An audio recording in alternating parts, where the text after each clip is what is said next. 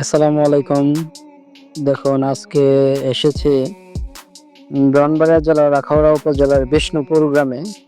এখানে দেখুন আজব একটি কাজ হচ্ছে। আজব মানে আমি পূর্বে এমনটা দেখিনি, তাই আমার কাছে আজব।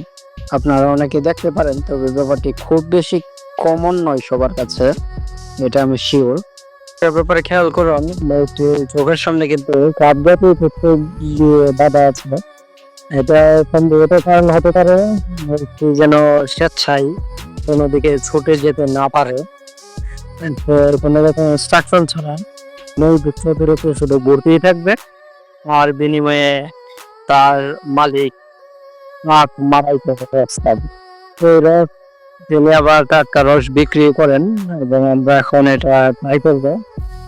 আমার সাথে আমার দুইজন কাজিন আছে, খালাতো এবং চাচাতো ভাই, এবং এনামুল এবং টিটু।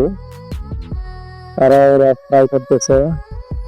আর এই জায়গার পাশেই দেখুন একটি বড় চুলাতে, মাটির চুলাতে একটি বড় কড়াইতে আখের রস জাল দেওয়া হচ্ছে।